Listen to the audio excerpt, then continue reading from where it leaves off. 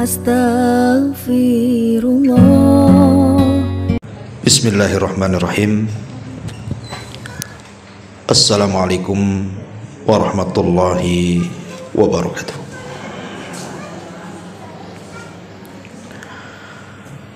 Alhamdulillah, alhamdulillahilladzi hadana wa kafana waj'alana minal muslimin. Asyhadu an la ilaha illallah wahdahu rabbi la syarika lah wa asyhadu anna Muhammadan abduhu wa rasuluhu alladzi la nabiyya ba'dah, amma ba'du. Alhamdulillah, segala puja dan puji hanya milik Allah subhanahu wa ta'ala. Salawat dan juga salam tak henti-hentinya kita curahkan kepada baginda alam Nabi besar Muhammad sallallahu alaihi wasallam. Pembahasan di pagi hari ini kita akan membahas amalan-amalan yang akan masuk ke dalam kuburan dan akan membela orang yang dalam kuburan dari para malaikat yang akan menyakiti kita dalam kuburan. Ma'asyiral muslimat yang dimuliakan Allah Azza wa Jalla, tentu juga masih ada kaitan dengan tazkiyatun nafas. Sebelum saya bahas apa saja amalan-amalan itu, baik kita akan baca riwayatnya baru kita jelaskan. Disebutkan dari hadis Abi Hurairah radhiyallahu anhu. Hadis ini disahihkan oleh Al-Imam Al-Hakim berdasarkan syarat Muslim dan disepakati oleh Al-Imam Az-Zahabi. Tetapi sekelompok para ulama mengatakan bahwa isnadnya atau sanadnya tidak sampai sahih, tetapi derajatnya sampai kepada hasan, sebagaimana dijelaskan dalam kitab Majma' Az-Zawaid karya Al-Imam Al-Haythami, dan juga dicantumkan oleh Syekh Nasiruddin Al-Albani dalam kitabnya Sahihut Targhib dan juga Tarhib. Dari Abu Hurairah radhiyallahu an, Nabi sallallahu alaihi wasallam bersabda, innal mayyita idza wudi'a fi qabrihi innahu yasma'u hafqa ni'alihim hatta yuwalluna anhu.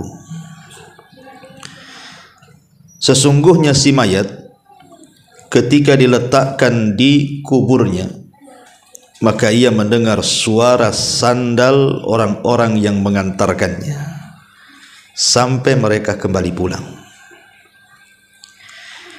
Fa in kana mu'minan, kalau si mayat itu seorang mukmin, kanatis salatu inda ra'sihi, maka salat akan berada di sisi kepalanya. Wa kana siyamu an yaminihi, dan puasa ada di sebelah kanannya. Wa kanatiz zakatu an shimalihi, dan zakat di sisi kirinya. Wa kana fi'lul khairat min sadaqati wassilati wal ma'rufi wal ihsani ilan nas inda rijlaihi. Adapun perbuatan-perbuatan baik yang lainnya seperti sedekah, silaturahim, perbuatan ma'ruf dan kebaikan kepada manusia lain, maka akan berada di sisi kakinya. Fayu'ta min kibali ra'sihi, lalu malaikat akan mendatangi dari arah kepalanya. Fataqulus salatu, maka salat akan berkata, ma kibali madkhalun. Kata salat kepada malaikat yang hendak mendatangi dari arah kepalanya tersebut akan mengatakan, tidak ada jalan masuk dari arahku. Thumma yu'ta an yaminihi, maka malaikat akan mendatangi dari sebelah kanannya. Fayaqulu siyam, maka puasa akan berkata, ma kibali madkhal, tidak ada jalan masuk dari arahku.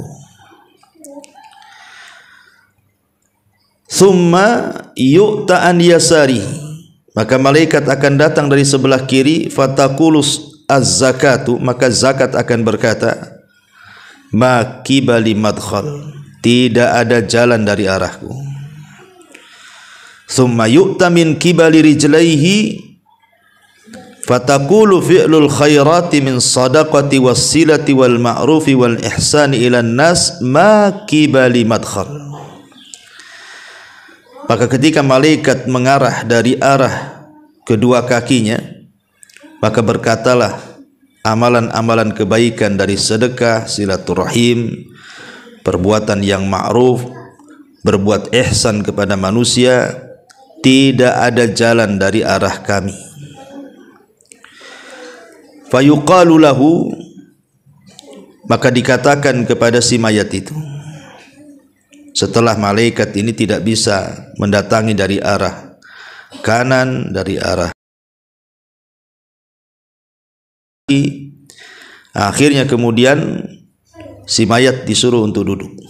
Ijlis, duduk kamu. Fayajlis, maka dia pun duduk. Wa qad muthilat lahu syamsu wa qad udiyat lil ghurubi. Kemudian setelah disuruh duduk, maka ia pun duduk, dan dihayalkanlah kepada si mayat ini bahwa matahari hampir terbenam. Kemudian dikatakan kepadanya, ara'aitaka hadzal rajul alladhi kana fikum ma taqulu fihi wa ma tashhadu bihi alaihi. Tahukah kamu dengan laki-laki ini yang dahulu ada di tengah-tengah kamu, apa yang kamu katakan tentangnya dan apa yang kamu saksikan atasnya? Fayaqul, maka dia pun berkata, da'uni hatta usalli, jangan sibukkan dengan pertanyaan itu. Ini matahari mau tenggelam, aku mau sholat. Fayaquluna, maka para malaikat mengatakan, innaka sataf'al akhbirna amma nas'al anhu. Kemudian dia pun mengatakan, kamu akan melakukannya, tapi kabarkan dulu kepada kami apa pendapatmu tentang laki-laki itu dan apa yang kamu saksikan atasnya. Kemudian orang ini mengatakan, qala fayaqulu Muhammadun asyhadu annahu Rasulullah. Yang kau tanyakan itu maksudnya Muhammad, dan aku bersaksi dia adalah Rasulullah. Wa annahu jaa bil haqqi min indil, dan dia datang dengan kebenaran min indillah, dari sisi Allah. Fayuqalu lahu, maka dikatakan kepadanya, ala dzalika hayyita wa ala dzalika mutta wa ala dzalika tub'atsu insyaallah. Kemudian dikatakan kepada si mayat ini, di atas hal itulah kamu hidup, di atas itulah kamu mati, dan di atas itu pula lah kamu akan dibangkitkan. Kemudian dibukakan kepadanya sebuah pintu dari sorga. dan dikatakan kepada si mayat ini, hadza maq'aduka minha, inilah tempat dudukmu di sorga. Wa ma'addallahu laka fiha, dan apa yang Allah janjikan untukmu.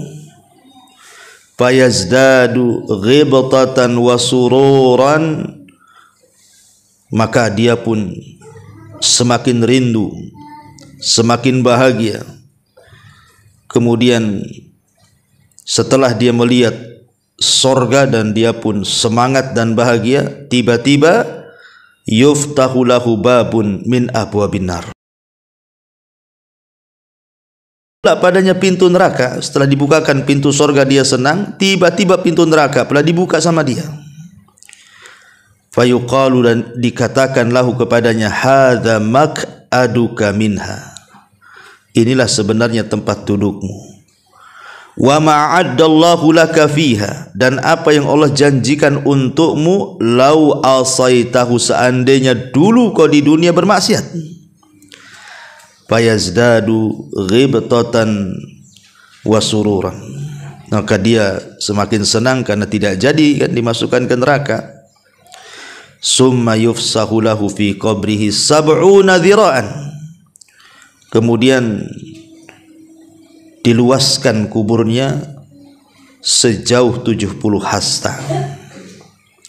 Wa yunawwir lahu fihi, kemudian didatangkan cahaya yang tadinya gelap menjadi terang benderang dalam kuburnya. Wa yu'adul jasadu lima bada'a minhu, ya. Lalu dikembalikan ruhnya ke dalam jasadnya. Kemudian fataj'alu nasmatuhu fi nasami at-tayyibi, kemudian ruh yang sudah dimasukkan ke dalam jasad tadi dalam rupa yang sangat baik, wa hiya tayrun ya'luqa fi syajaril jannah, yaitu seperti seekor burung yang bertengger di pohon-pohon sorga. Qala fadzalika qauluhu ta'ala, itulah makna daripada firman Allah subhanahu wa ta'ala, yuthabbitullahu alladhina amanu bil qawli tsabit fil hayatid dunya wa fil akhirah. Allah akan meneguhkan orang-orang yang beriman dengan ucapan yang teguh di dalam kehidupan dunia dan di dalam kehidupan akhirat. Surat Ibrahim ayat 27. Inilah teks hadis yang kita akan bahas di pagi hari ini.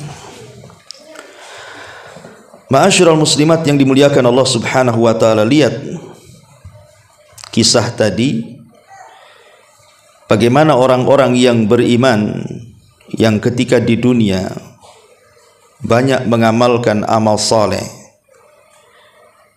Dari amal-amal yang disebutkan dalam hadis ini, amal-amal itu akan masuk ke dalam kubur dan akan membelanya.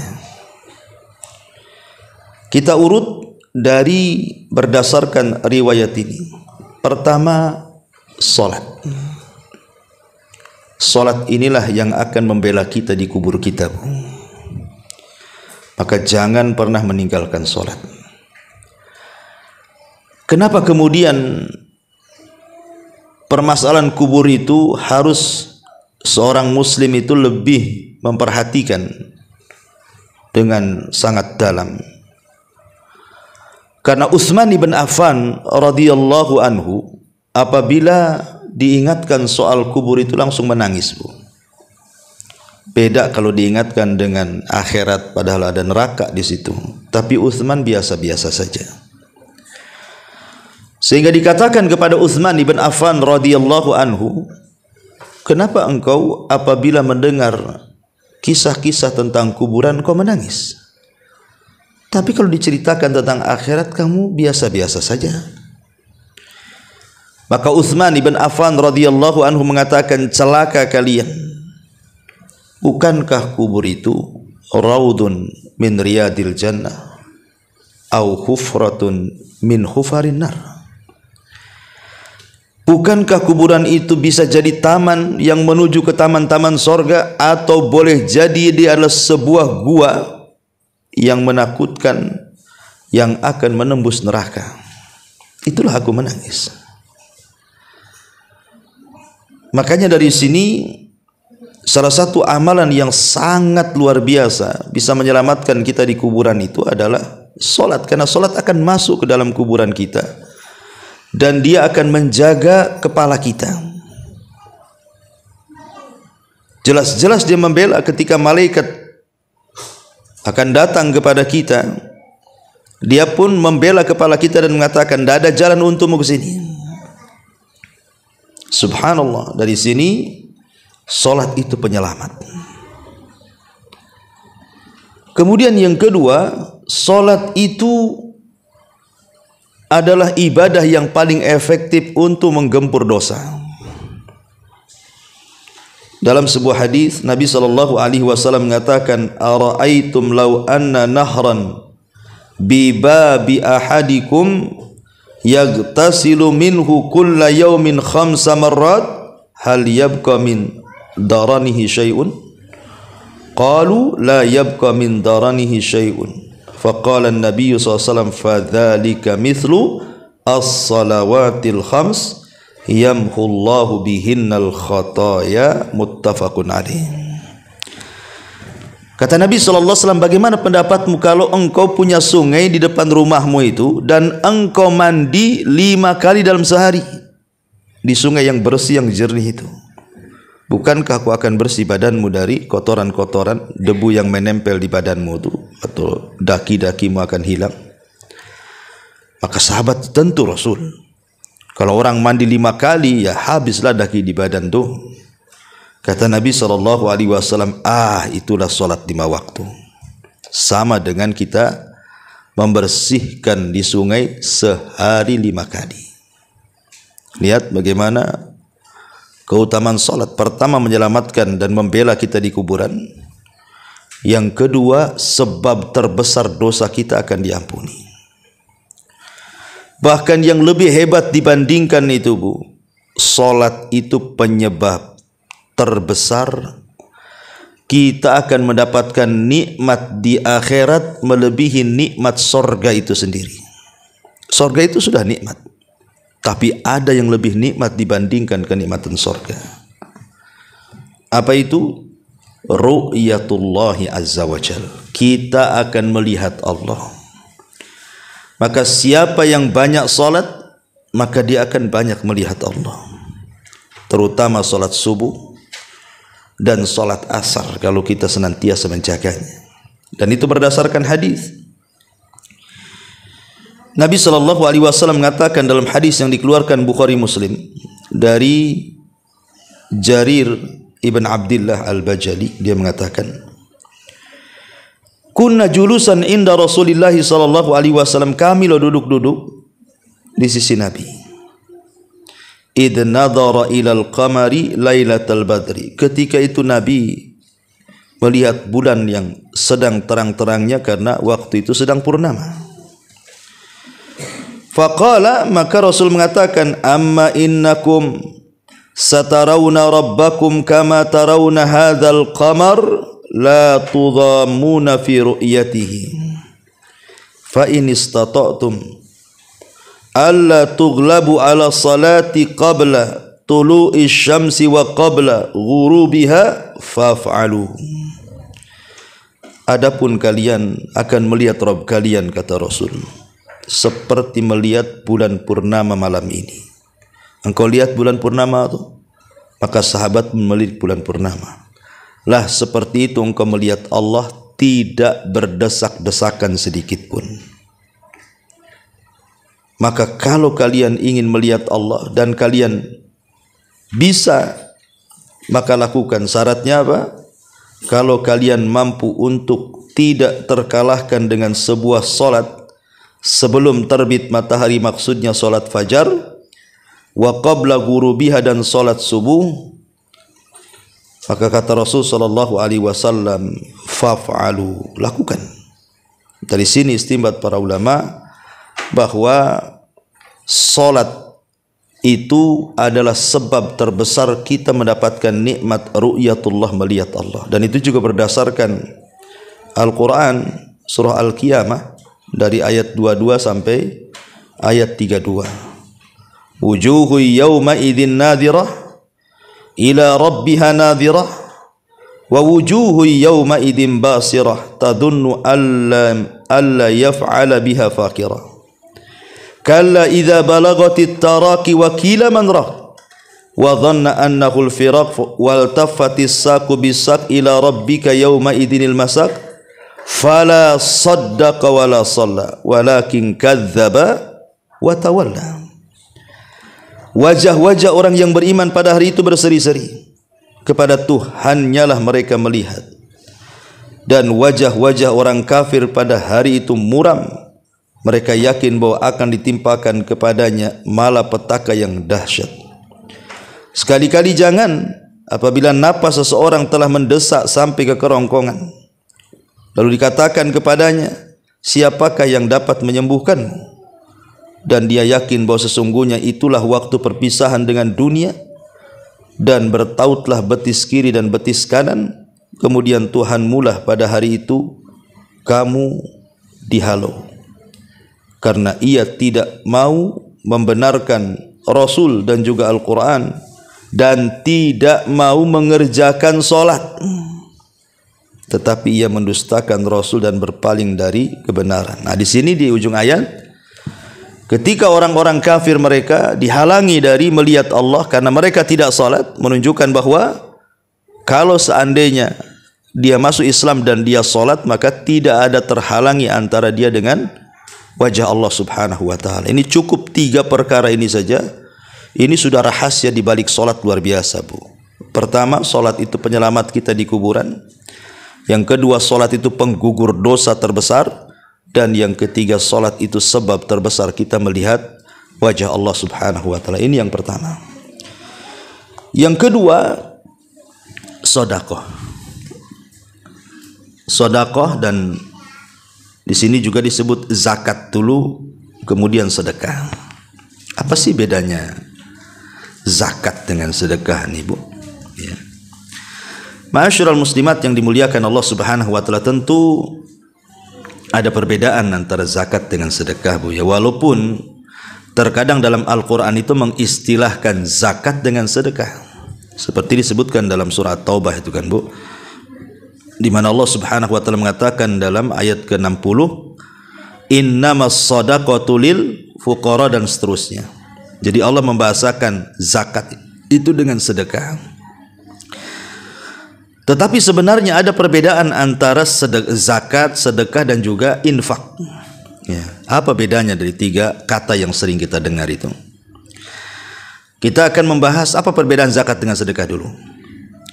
Zakat itu, Bu, itu diwajibkan Islam dengan benda-benda tertentu seperti emas, perak, pertanian, perdagangan, hewan ternak. Nah, itu khusus, itu berkaitan dengan itu zakat itu. Tapi kalau sedekah tidak mesti, ya, tidak mesti dengan yang sudah ditetapkan. Pamannya kalau zakat ternak, ada unta, ada sapi, ada kambing. Kalau sedekah tidak perlu, boleh juga pakai ayam, kan gitu ya. Mentok, bebek, terserah. Ya, lebih umum sedekah itu. Kemudian kalau zakat itu kan ditentukan tuh haul dan nisabnya, Bu. Harus setahun. Ya, kemudian ada nisabnya. Kalau sedekah kan tidak ditentukan, harus setahun, dan tidak ditentukan kadar nisabnya juga gitu ya. Kemudian yang ketiga, zakat itu diberikan kepada orang-orang tertentu yang disebutkan oleh surah At-Taubah 60 itu kan 8 asnaf. Tapi kalau sedekah sama orang kaya pun boleh. Ya, namanya sedekah, nolong, ya kan? Kemudian yang nomor 4, orang yang mati dan dia punya hutang zakat, Bu, maka ahli warisnya harus mengeluarkan dari harta warisannya. Kalau sedekah tidak. Ya. Kemudian yang nomor 5, orang yang tidak mau bayar zakat, Bu, itu akan diazab. Berdasarkan hadis yang ma'ruf kan, bagaimana azab orang yang meninggalkan zakat. Tapi kalau orang meninggalkan sedekah, Walaupun dia sanggup sedekah, ya nggak mungkin diazab karena kan sifatnya sunnah. Kalau zakat wajib gitu ya. Kemudian zakat ini berdasarkan madhab imam yang 4, ya, tidak boleh diberikan kepada keluarga yang merupakan usul ataupun furu. Usul itu maksudnya bapak ke atas, furu itu maksudnya anak ke bawah, cucu, cicit gitu ya. Kalau bapak ke atas kan bapak, kakek, buyut, dan begitu seterusnya. Itu zakat tidak boleh diberikan kepada mereka karena memang kewajiban kita menafkahi mereka. Tapi kalau sedekah boleh, baik ke atas atau ke bawah. Kemudian juga yang nomor 7, zakat itu tidak boleh diberikan kepada orang kaya ataupun orang yang kuat bekerja. Tapi kalau sedekah boleh. Ya. Kemudian yang nomor 8, yang paling afdol pada masalah zakat ini diambil dari orang kaya tempatan, kemudian disalurkan kepada orang miskin tempatan juga. Artinya jangan disalurkan keluar, itu yang paling afdol. Bahkan ada yang sampai ulama itu mengatakan tidak boleh dikirim zakat itu ke luar daerah gitu ya. Tapi kalau sedekah kan nggak ada khilaf, Bu. Mau ke orang dekat, mau ke orang jauh, boleh-boleh saja, nggak ada masalah ya. Kemudian zakat itu tidak boleh diberikan kepada orang kafir, tidak boleh diberikan kepada orang musyrik. Tapi kalau sedekah boleh, nggak ada masalah, mungkin untuk melembutkan hatinya. Kemudian yang nomor 10, tidak boleh seorang muslim memberikan zakat kepada istrinya, tidak boleh. Tetapi kalau sedekah boleh, ataupun sebaliknya ya. Jadi inilah perbedaan zakat dengan sedekah. Tapi kalau infak ini lebih umum, Bu. Infak ini tidak mesti harus dengan barang gitu ya. Pokoknya infak ini lebih umum, masuk padanya wakaf, hibah, macam-macam, dia lebih umum lagi ya. Tapi ini bukan tempatnya kita jelaskan. Yang ingin saya jelaskan, kenapa kemudian di sini disebut zakat secara khusus, kemudian sedekah secara umum dalam hadis ini. Karena nanti zakat itu akan membela kita dari arah sebelah kanan. Ya. Zakat itu dari sebelah kiri dulu ya. Sebelah kiri dulu, nah sebelah kanan puasa. Jadi zakat itu akan berada di sebelah kiri kita. Lalu apa sih keistimewaan zakat kok dia bisa membela betul-betul kita ketika di kuburan itu? Yang pertama, Bu, karena zakat ataupun sedekahlah secara umum kan, karena Al-Quran juga sering mengistilahkan zakat itu dengan sedekah. Karena kalau kita lihat keutamaannya, sedekah ataupun di dalamnya ada zakat itu, dia adalah ibadah yang sangat tinggi sekali nilainya di hadapan Allah Subhanahu wa taala. Disebut dengan afdol al-amal, seafdol-afdolnya amal.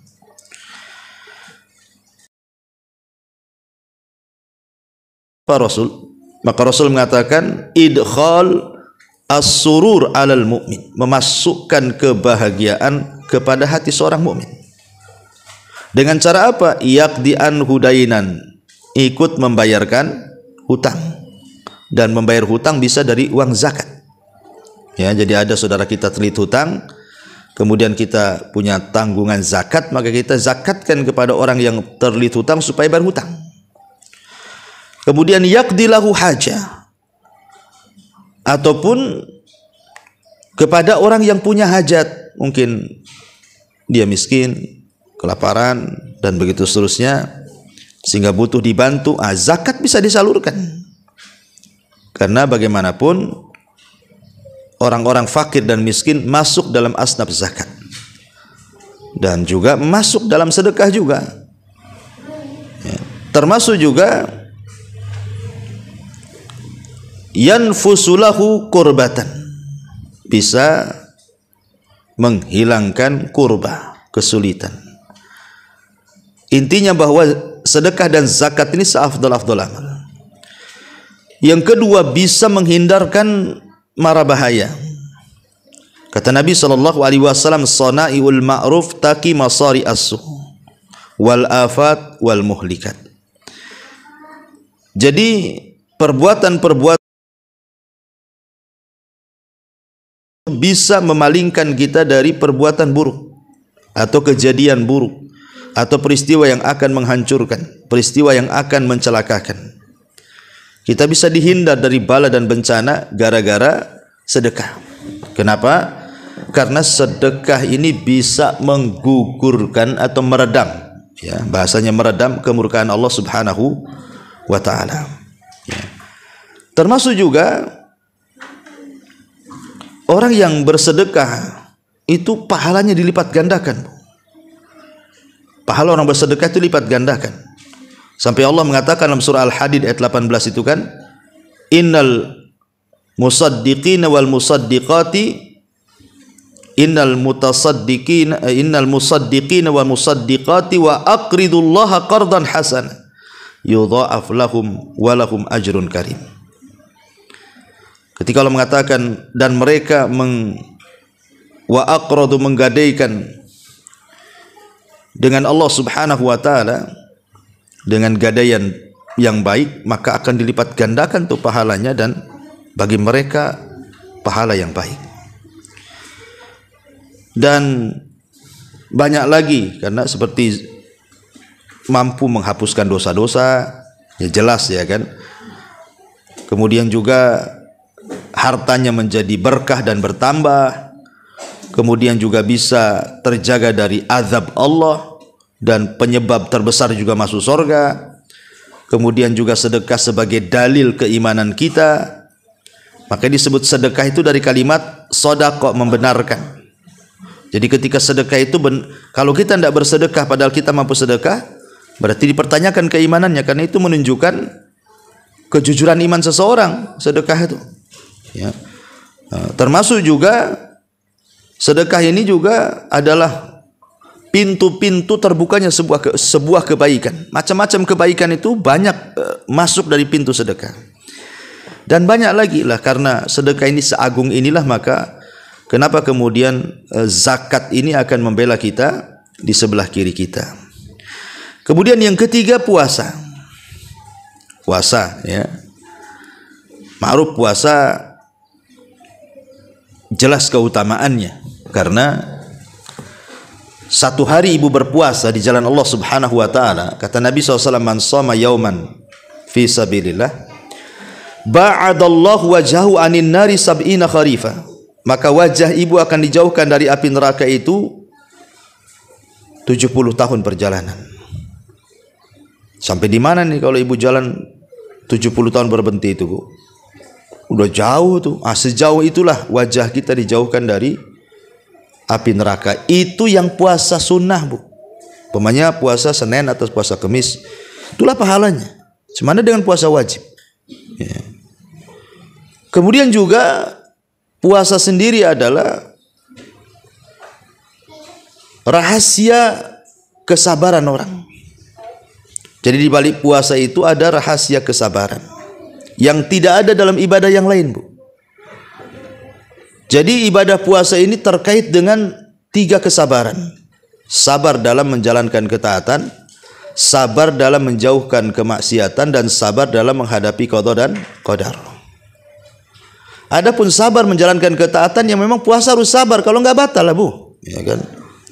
Kemudian yang kedua, sabar dari meninggalkan maksiat. Jangan sampai ketika berpuasa ibu gibah, habis puasanya, pahalanya percuma lapar-lapar kan gitu. Ataupun sabar dalam menghadapi qada dan qadar, karena rasa lapar, rasa haus itu bagian dari takdir Allah. Kalau orang tidak makan lapar, kalau orang tidak minum haus, itu udah takdir, dan kita harus sabar di situ. Makanya ketika puasa mencakup 3 perkara ini, bahwa kandungan puasa ini luar biasa, karena dia adalah aplikasi atau perwujudan dari rasa sabar itu sendiri. Dan sabar ini adalah separuh sifat yang memasukkan kita ke surga. Kan ada 2 sifat kalau kita miliki, Bu. 2 sifat inilah penyumbang terbesar kita masuk surga. Pertama sabar, yang kedua syukur. Sabar akan musibah dan syukur akan nikmat. Orang kalau dihiasi dengan 2 sifat ini, inilah yang paling menonjol. 2 sifat orang itu sebab masuk surga. Jadi karena ada terkandung kesabaran puasa dan pahala puasa, pahala orang sabar itu jelas dalam Quran. Innama yuwaffas sabiruna ajrahum bighairi hisab. Kami akan cukupkan orang-orang yang sabar itu tanpa hisab, menunjukkan bahwa puasa itu luar biasa. Ya, akan diberikan pahala yang berlipat ganda yang kita tidak tahu. Apalagi satu-satunya ibadah yang mendekati keikhlasan itu adalah puasa. Kenapa saya katakan mendekati keikhlasan dibandingkan ibadah yang lain? Karena puasa nggak nampak, Bu. Kalau sholat nampak lah ibu takbiratul ihram sampai salam. Kalau sedekah ibu nampak jinjing uang, atau mungkin kalau zakat fitrah nenteng beras. Kalau haji nampak ada manasiknya. Ya.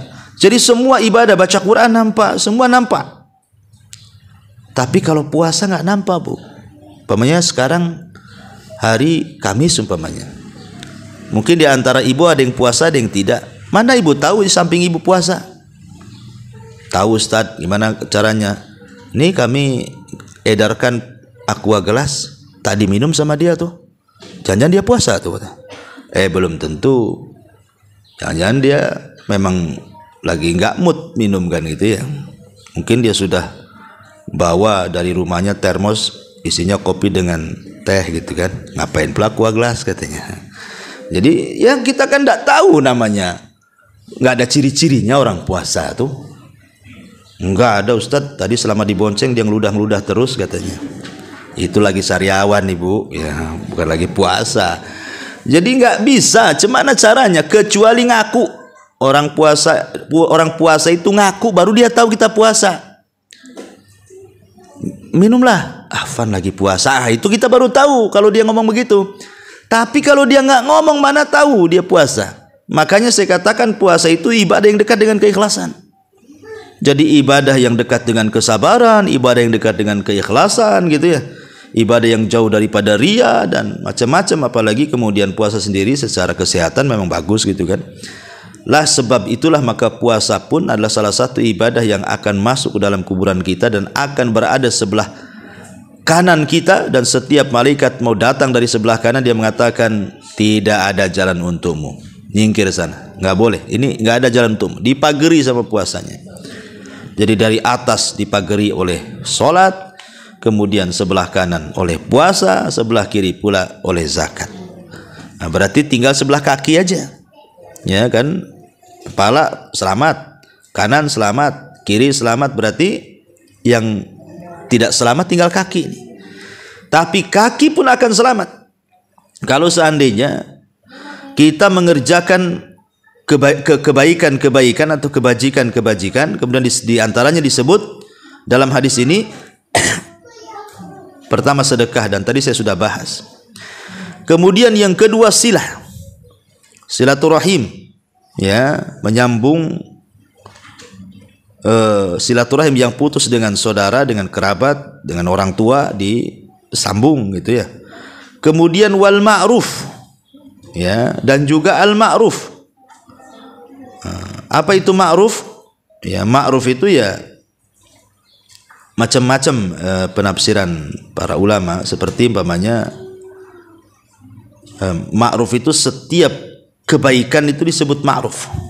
Ya, setiap kebaikan itu disebut ma'ruf. Umpamanya ibu senyum itu bagian daripada ma'ruf.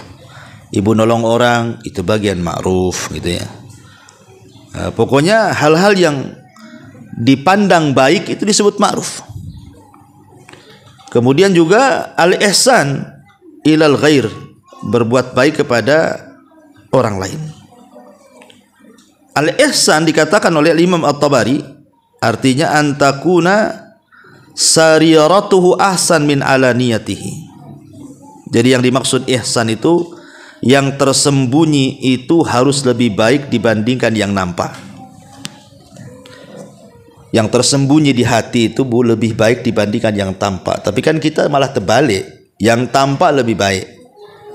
Makanya sering saya nasihatkan, Bu, kadang-kadang ada orang yang mungkin dapat hidayah baru masuk gitu kan, kemudian dia mulai ngaji, dengar YouTube, mulai pakaiannya baguslah, nutup aurat, ya, pakaiannya besar-besar, pakai niko, pakai jilbab, pakai kaos kaki kan gitu.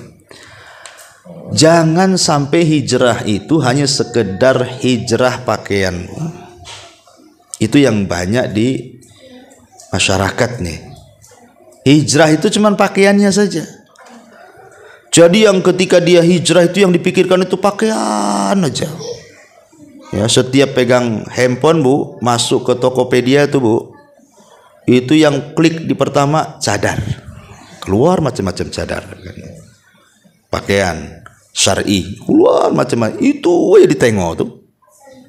Kemudian pikir nih, gimana belinya, di mana, gimana cara dapat duitnya. Harus dikumpulkan nih setahun baru bisa nih.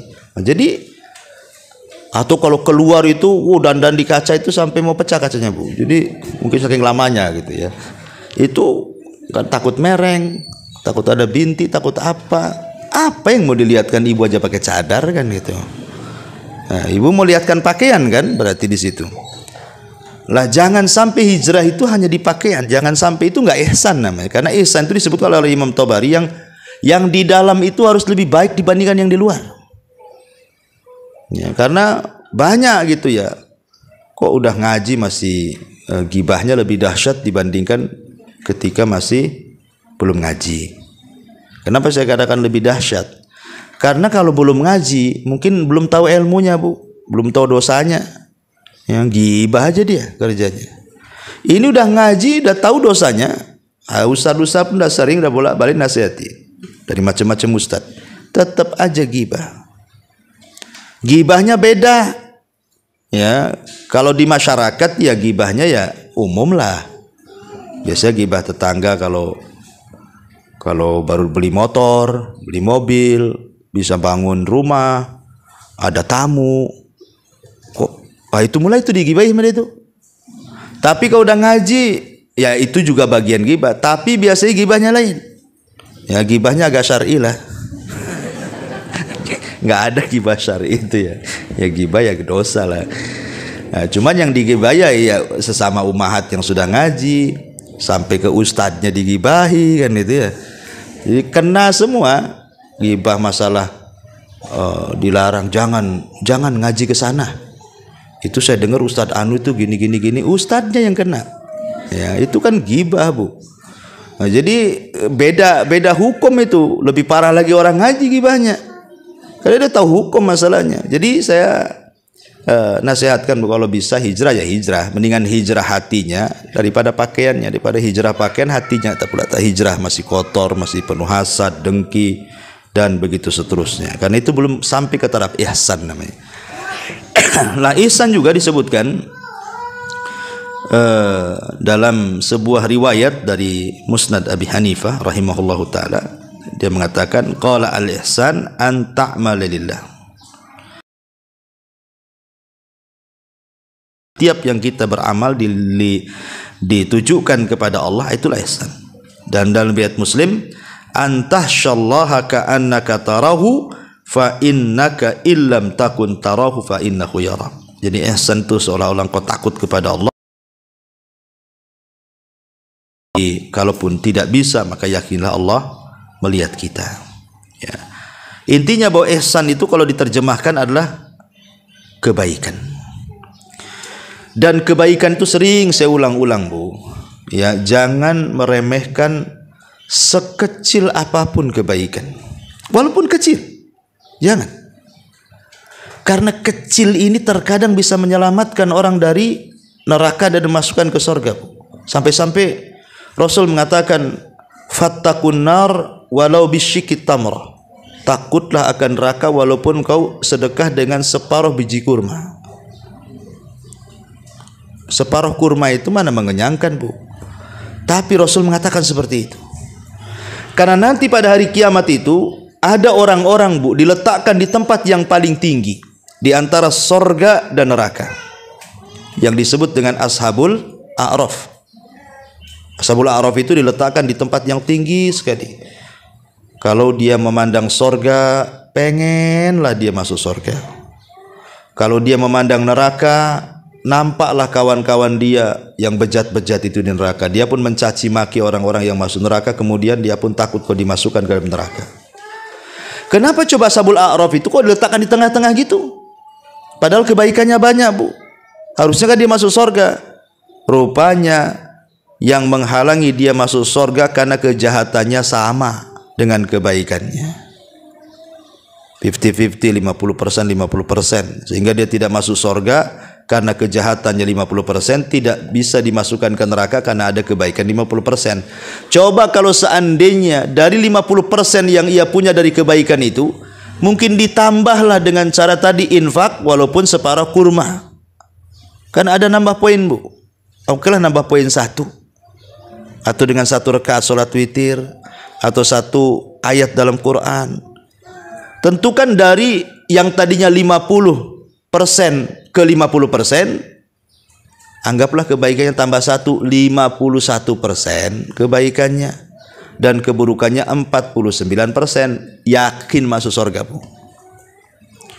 Tapi sebaliknya kalau angka 1 itu dipindah ke keburukan, kebaikannya 49%, kemudian keburukannya 51%. Wah, itu dipastikan masuk neraka, Bu. Karena manusia itu terbagi menjadi 3 kelompok. Kelompok yang pertama yang berat timbangannya, walaupun hanya 1%, direct masuk surga, nggak ada cerita neraka. Kedua, orang yang berat timbangan buruknya, direct masuk neraka. Ya tentu tergantung amalannya, apakah dia lama atau tidak neraka. Kemudian yang ketiga yang tengah-tengah, kebaikan dan keburukannya sama, itulah Ashabul A'raf. Jadi jangan sampai dalam sehari ini kita tidak berbuat baik. Ya, mungkin berbuat baik itu kan maksudnya baik kepada diri sendiri, kepada orang lain, atau kepada Allah. Banyak kok caranya kok. Kita bisa mendapatkan pahala dalam 1 hari itu. Jangan 1 hari 1 detik pun itu bisa ibu bisa dapat pahala. Zikir aja lah. Subhanallah, nggak sampai 1 detik dapat pahala. Ya, jadi jangan sampai remehkan, kata Rasul, la tahqiranna minal ma'rufi syai'an walau antal wajhaka biwajhin talqin. Jangan remehkan sekecil apapun kebaikan, hatta walaupun hanya sekedar melemparkan senyum kepada saudaramu. Wallahu a'lam. Inilah tema kita. Taib, sebelum saya tutup, kita buat tanya jawab.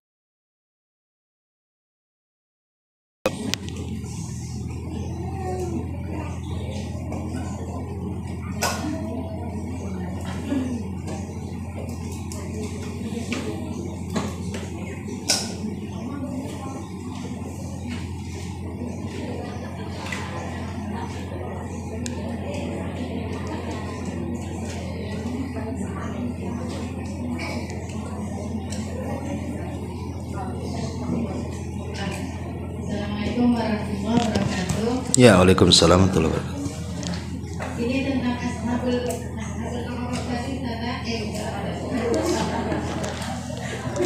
Apa tadi? Ustazah? Iya, gimana? Itu kan diletakkan di tempat yang tertinggi, itu yang sama berarti saja. Iya. Jadi itu apakah selamanya di situ atau bagaimana ya? Iya. Ashabul A'raf itu sebagian ulama menjelaskan bahwa mereka orang yang terakhir dihisab. Mereka adalah orang yang terakhir dihisab. Jadi orang itu dihisab semua, dia pula yang terakhir itu. Tetapi ujung-ujungnya Ashabul A'raf masuk surga juga dengan syafaat. Ya, tapi kan dia harus tunggu di situ lama. Karena nunggu orang dihisab satu-satu, baru yang terakhir mereka kan. Ya, walaupun kemudian mereka tidak masuk neraka, tetap dapat syafaat dan rahmat Allah, mereka masuk ke dalam surga. Tetapi lamanya mereka di situ kan cukup menyiksa mereka, yaitu karena ada dosa di situ. Tetapi juga tidak diazab seperti penuh neraka karena ada pahala di situ. Ya tidak selamanya di situ, tetap ujung-ujungnya masuk. Karena di akhirat itu tidak ada 3 tempat, yang ada cuma 2. Ujung manusia itu cuma 2, masuk neraka atau masuk surga. Ashabul A'raf itu hanya menunggu hisab saja. Ya, jadi ujung-ujungnya cuma 2 tempat itu saja. Wallahu a'lam. Oh iya.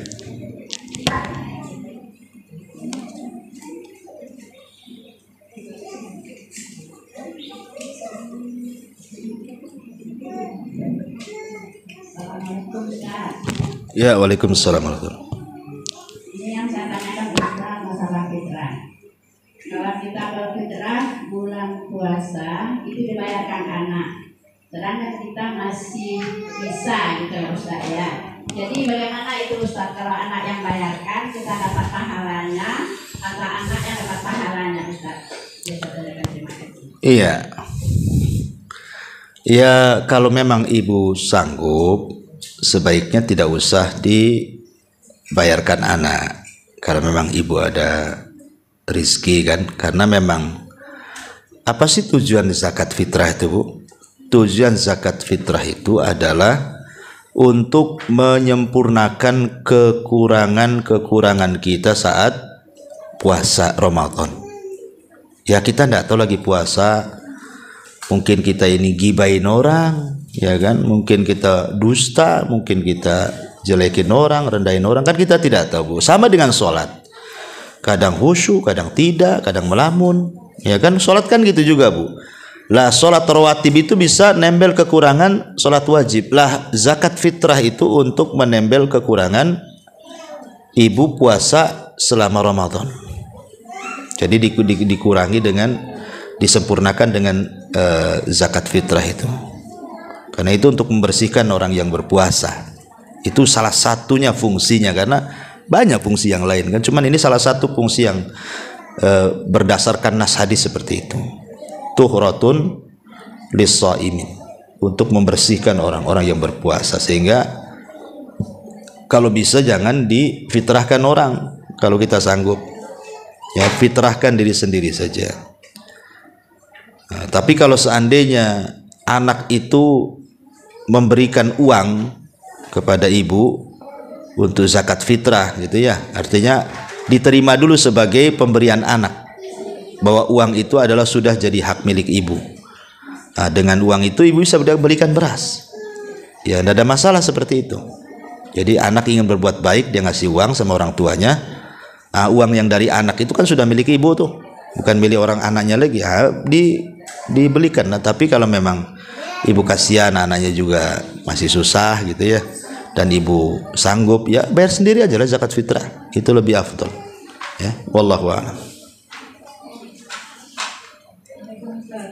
Iya. Mohon dijelaskan tentang amalan yang membuat orang bisa masuk surga tanpa hisab. Yang keduanya, bagaimana kita berdoa bisa dimasukkan dalam keadaan sahih. Maksudnya gimana? Amalan-amalan yang bisa seseorang itu bebas dari hisab gitu. Oh. Terus yang keduanya doa atau amalan yang bisa kita mati dalam keadaan sahih. Husnul khotimah. Wa iya. Ya, alhamdulillah. Salatu wassalamu ala Rasulillah. Amma ba'du.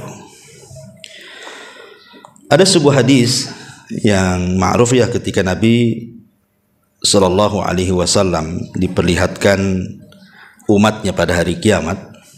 Jadi ada di antara umatnya itu 70.000 yang masuk surga tanpa hisab dan adab. Lah salah satunya, kemudian Nabi SAW menjelaskan itu maksudnya siapa sih kelompok ini. Maka Rasul Shallallahu Alaihi Wasallam menyebutkan 4 sifat. Ya, 4 sifat. Pertama, alladzina la yastarqun, orang-orang yang tidak minta diruqyah. Sebenarnya minta diruqyah boleh, ya, kalau memang mendesak, kata Syekh bin Baz, kalau tidak salah. Kalau memang tidak ada cara lain pengobatan, maka ruqyah itu sebagai alternatif terakhir gitu maksudnya. Maka itu tidak mempengaruhi, tidak terkeluar dari 70 orang yang masuk surga tanpa adab dan hisab. Tapi kalau sebenarnya obat lain banyak, ataupun dia pun bisa meruqyah diri sendiri, ngapain Pak orang lain ngeruqyah dia, kan gitu ya. Nah, maka ketika kita ada alternatif yang lain, sedikit-sedikit minta ruqyah, ya itulah yang terkeluar dari orang-orang yang tanpa hisab dan adab. Kemudian yang kedua, walayak tahun, orang yang menggunakan besi-besi panas dijadikan pengobatan. Kenapa? Karena ini mengurangi tauhid. Sama dengan ruqyah, minta ruqyah mengurangi tauhid karena takut ada ketergantungan hatinya dengan si peruqyah, bukan dengan Allah. Ataupun orang yang berobat dengan besi yang disundut itu, dengan besi panas, takut timbul rasa takut yang berlebihan sehingga dia takut kepada besi bara api dibandingkan takut dia kepada Allah Subhanahu wa taala. Ya. Kemudian kata Nabi SAW, anggap sial, barang, benda, binatang, mimpi. Nah, itu karena mengurangi tauhid juga. Dan yang terakhir, wa ala rabbihim yatawakkalun, dan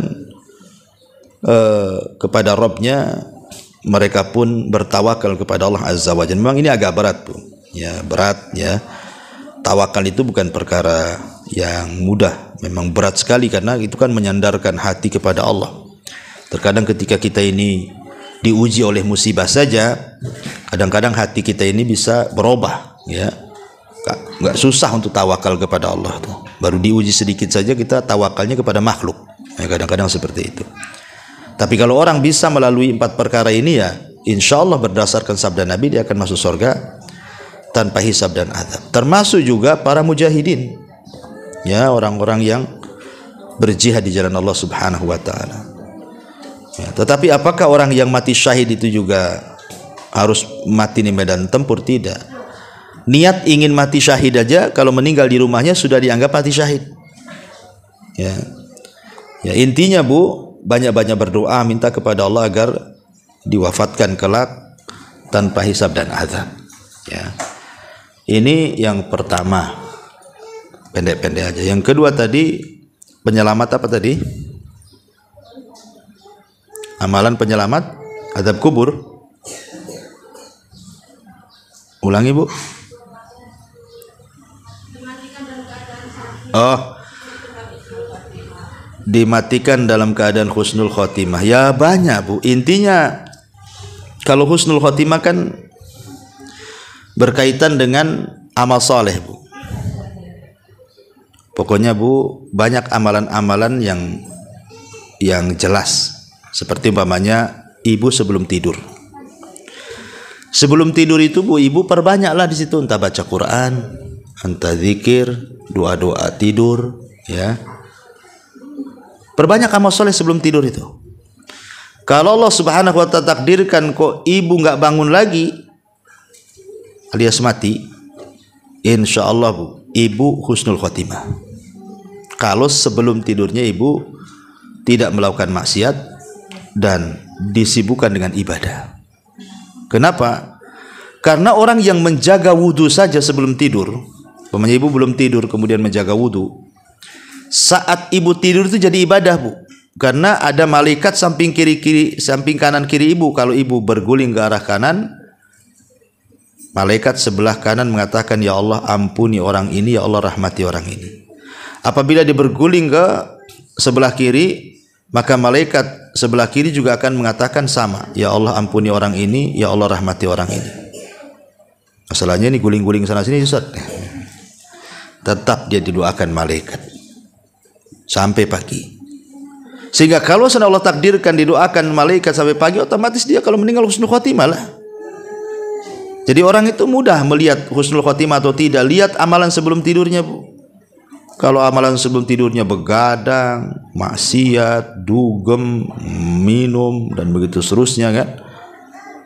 Kemudian pulang langsung tidur, kok besoknya nggak bangun lagi, itu alamat sul khotimah tuh. Ya, kemudian juga selain daripada itu yang khusus, ya seperti talabul ilmi. Ibu datang dari rumah kemari niatnya karena ingin belajar. Allah takdirkan di tengah jalan mungkin ada yang ugal-ugalan, ibu sudah hati-hati tetap juga ditabrak orang, Allah takdirkan pula meninggal.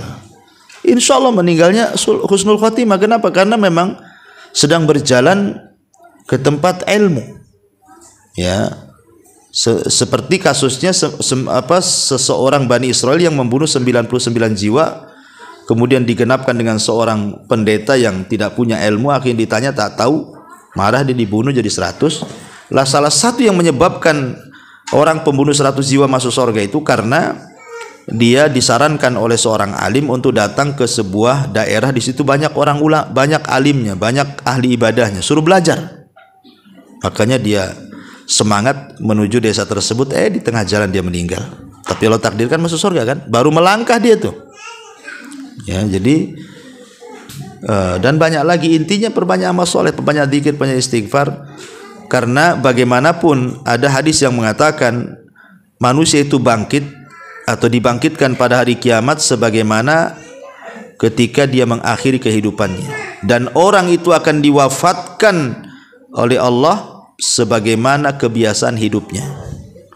Kalau kebiasaan hidupnya banyak maksiat, diwafatkan seperti itu. Kalau kebiasaan hidupnya banyak ibadah, maka akan diwafatkan seperti itu dan akan dibangkitkan seperti itu. Wallahu alam. Pembahasan ini panjang, kalau cerita Su'ul Khotimah, Husnul Khotimah ini perlu kajian lagi yang lebih mendalam. Tapi cukuplah sebagai pengetahuan. Sampai di sini Bu. Subhanakallahumma bihamdika asyhadu an la ilaha illa anta astaghfiruka wa atubu ilaik. Allahu ta'ala a'lam. Assalamualaikum warahmatullahi wabarakatuh.